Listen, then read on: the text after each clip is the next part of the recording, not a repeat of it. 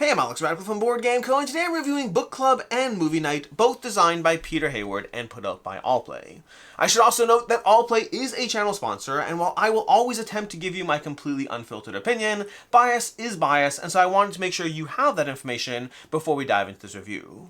Let's go ahead and start with Book Club. The games are basically identical as far as how they operate. One is with books and one is with movies. That's why I'm kind of combining them into one single review over here. We have Book Has and Book Doesn't Have. Those are the two options over here. We're going to shuffle up this pile over here and draw our first card. The basic game is played with 5 cards, but you could try to make it more difficult through either the 7-card variant or just the doing as many as you can as soon as possible variant. Let's go ahead and start with this. We're going to take our first option and put it down into this column. The book has an extremely wealthy character. I should note, oh no, my filter, my auto vision, sorry, the focus is off. But we're going to start with this over here. You always start with something in the book has column. Normally you're running with a 5-minute timer here. I won't be doing that because I'm showing you how to play the game. So, what book has an extremely wealthy character? I'm going to say that, I mean, there's lots of books that have an extremely wealthy character. Why can't I think of any right now? A series of unfortunate events. The uncle is extremely wealthy, isn't he? Or is he trying to get money from everyone else? Why can't I think of a single book that has an extremely wealthy character that I'm not sure about? An extremely wealthy character in a book. I'm going to say The Hobbit, okay? Because Smaug counts as an extremely wealthy character as far as I'm concerned. Then you add your next card and you see what this one says. It has a male main character. So, since The Hobbit does have a male main character, we have to put this into the card category that does not. Basically, you have to structure it so that whatever your last option was is no longer eligible. Because now I want a book that has an extremely wealthy character and does not have a male main character. This is going to get very, very hard very quickly because books that have extremely wealthy characters, I'm going to be a little sexist or at least comment on the sexist nature of things. I think that usually those characters are going to be male main characters. But what book has an extremely wealthy character that is not male and doesn't have a male main character? Main character is up to you to interpret. Is it a main character? Is it not? You can interpret all of that. But the books that I can think of, there's like the Hawkins brothers, or the brothers Hawthorne, not Hawkins, the brothers Hawthorne, but they definitely have male main characters. The main character is female, and she is extremely wealthy, or at least very quickly becomes extremely wealthy, but she doesn't, there are definitely male main characters. So what book doesn't have a male main character, and does have an extremely wealthy character? I should read more. But honestly, a book that doesn't have a male main character, that's hard. That means the entire book needs to be structured around females primarily first and foremost. I don't know.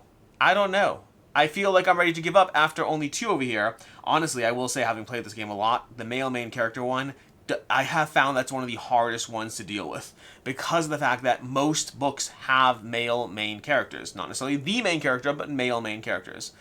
So I'm going to go ahead and say that I can't figure this one out. Let's try one more run because I want to show you, I want to see if we can do this. So we're going to try one more run. We'll try it again. Normally you're running with a timer, but I don't want to bore you with the timer running out. We'll start off again. A book that has war. I'm going to say Tomorrow When the War Began. Tomorrow When the War Began is a book, it's a great book by the way, you should read it. Great book. Tomorrow When the War Began. Verb in the title. Began. So began is a verb, I believe. So a book does not have a begin. Begin is a verb. Began is a verb. Tomorrow when. Why can't I think of verbs now? A verb is an action. Began. I began to run. I'm not sure if began is a verb. We're going to go with book does not have a verb. So a book about war that does not have a verb in the title. Can I say War and Peace? War and Peace seems eligible. Great, War and Peace. A book that's not about epistolary, letters, emails, diary entries. So War and Peace, this focus is terrible. Why is the focus being so bad? Here we go. A book that does not have letters, emails, a book that has letters, emails, and diary entries. So, Anne Frank, I would say the Diary of Anne Frank, right? A book that has war, it does not have, yeah, Diary of Anne Frank definitely counts over here. Card number 4, description of food. I haven't read the Diary of Anne Frank, but I'm going to say it doesn't have descriptions of food. I could be mistaken here. I'm just going with my best guess right now. It very possibly does. It just depends. Like, you know, if she's trapped in her attic, there might have been food things. I don't know. I apologize. Descriptions of food. So the book does not have descriptions of food, so that means the book has to have descriptions of food, if I'm saying that. So in that case, we need something else. A book that has war is about letters, emails, diary entries, has descriptions of food, and does not have a verb in the title. What would there be? I don't know. I don't know. This one I'm going to move on. I'm going to say it is what it is because I just don't want to get stuck here. But again, normally you'd run this through. Normally you're playing with a bunch of players and you can all check each other's work, so to speak. You can even Google things if you need to. That is how you play book club. Shockingly enough, movie club is going to be the exact same thing, but it's with movies and therefore different categories of cards over here. We have a whole lot of cards. So movies, we're going to have has, does not have. Let's make them in the same category as before just to maintain consistency.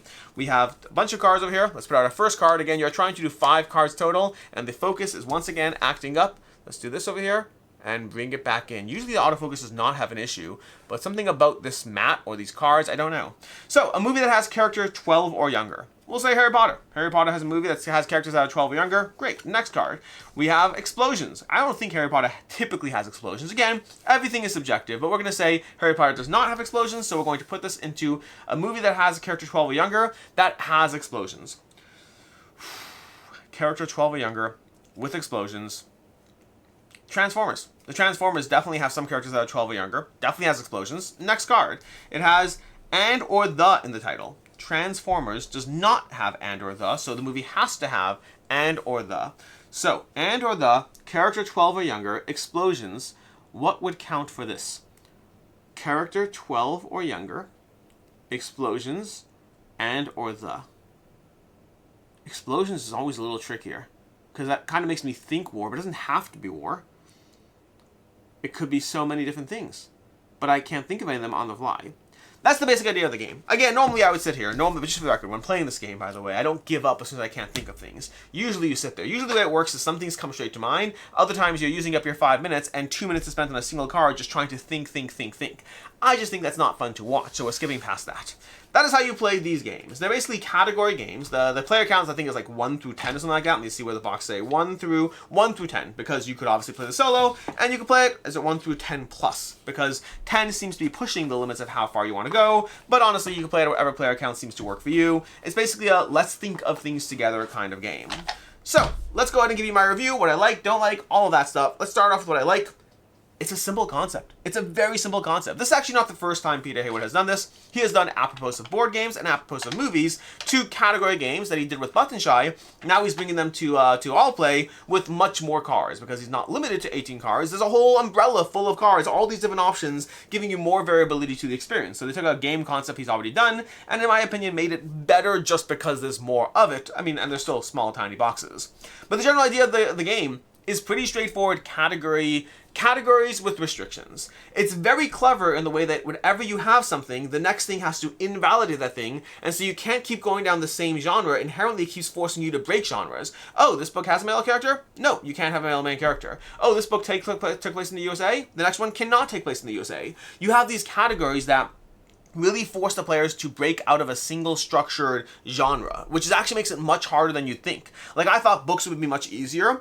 Turns out I find movies much easier because apparently when it comes to books, I mostly read in the same genres. And so as soon as it forced me to break genre, I'm like, I don't know.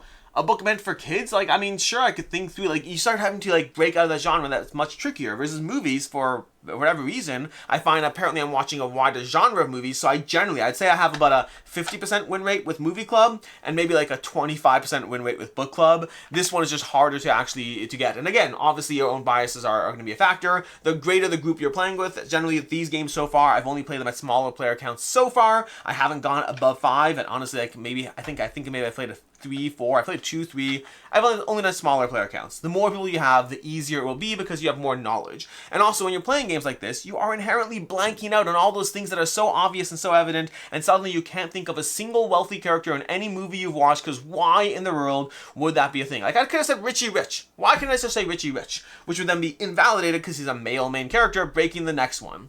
But that's the kind of general... Oh, Ocean's 11? Ocean's 8. Ocean's 8, that was not a book. Ocean's 8 would be great for a movie that's a male with a wealthy character that's a no male main characters.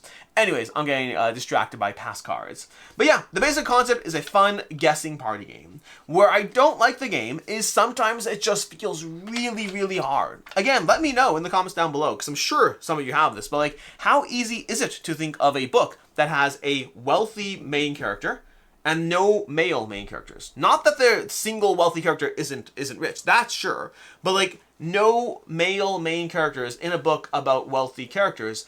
I would love if you can tell me a book that has that, because I'm sure it exists, but sometimes you get combinations that just feel really, really, really hard. I remember there was one, what was it? I can't remember if it was Movie Night or Book Club, but it was a kid-focused book about war that took place in the USA. It's not, I can't remember. It was some combination. And I was like, this just feels impossible. So sometimes you do get stuck just based because the combination of cards create something that is so unique that honestly, if you're a writer, this could be a great writer or director. A writer or director, this could be a great movie prompt or book prompt to come up with something that is not currently out there. You're like, oh, apparently there's not a lot of books that are for kids, but focused on war and don't take place in the USA, whatever combination you want. You can use that. The harder combinations means that's a genre that is not being tapped into. Possibly because it's a bad genre, I can't help you there. So overall for these games, they're great at what they're trying to do. The main limitation is randomness creates games that are really fun and achievable, and games that are really hard to do and you just feel stuck and it is what it is and you watch the timer run out, or you just feel like you're not good at it. Watching the timer run out is not fun. Giving up is not fun. Sometimes that happens in the game. But overall, I'm going to give it a 4 out of 5 for these. These are fun, simple, charming. The experience, as far as what they're trying to do, these are excellent games that are a lot of... It's a trivia. It's trivia with an interesting twist on trivia, but a collaborative trivia game. They're very charming and fun. A 4 out of 5. In any case, until next time, I'm Alex Radcliffe from Board Game Co. Hope you found this review helpful, and as always, I hope you have a good one.